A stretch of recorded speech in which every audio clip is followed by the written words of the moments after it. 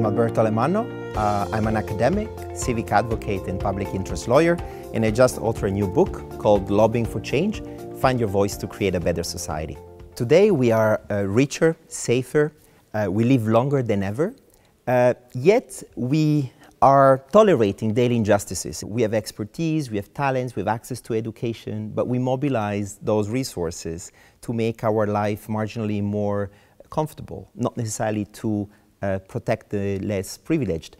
At the same time, we all have a right to vote, we have the possibility to interact with our elected representatives, more avenues of participation are created, but our voice is left unheard most of the time. In other words, we've never been better positioned to change the world and the society in which we live in, but at the same time, we increasingly feel powerless.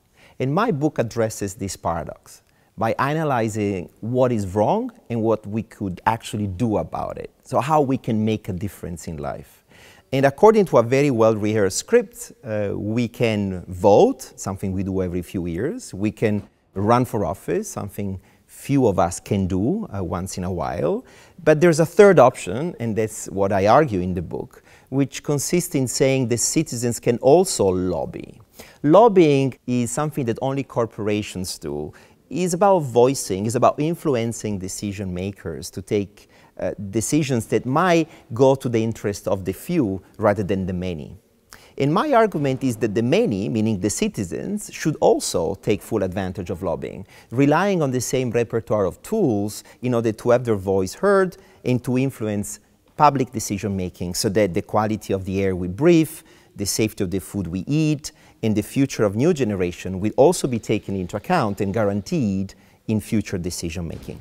Citizen lobbying is about lobbying by citizens for the citizens. It's about you picking the phone and calling you're elected. It's about you mobilizing social media and opening a Twitter account in order to make accountable your elected representatives. It's about you starting a new petition and collecting signatures for a cause you care deeply about, like LGBT rights or animal welfare.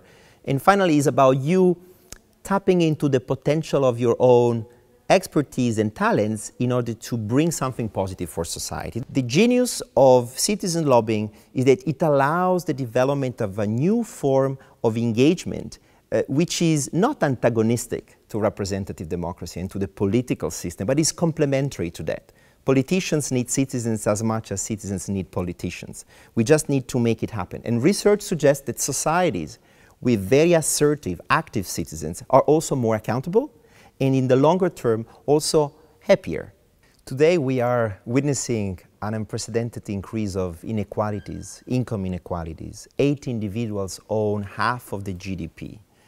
The question is what the other citizens can do about it. We know that the 8 individuals are also philanthropists. They want in the long term to improve society. But the citizens also have to remind them, and many other rich, wealthy people, that at the end of the day, our collective happiness depends on our ability to coexist and to live together. Many people feel powerless today. They sense that the system is rigged against them, and they're actually right. Most of the meetings between decision makers and external actors are companies, are corporations, few influential people. Where are the citizens? We don't know.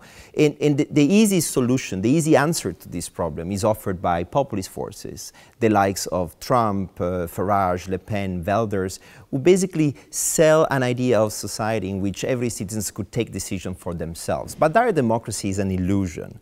A much more constructive solution is citizen lobbying, allowing the individuals to exercise on a daily basis pressure on their elected representatives. This is a recipe for success for the citizens who will become more critical, more realistic about what is possible and what kind of trade-offs policymakers have to take. And finally, society will grow happier and much more in harmony with itself. We're going to overcome this kind of polarization that is characterizing our times, and populists will just disappear as a not sustainable option for our societies.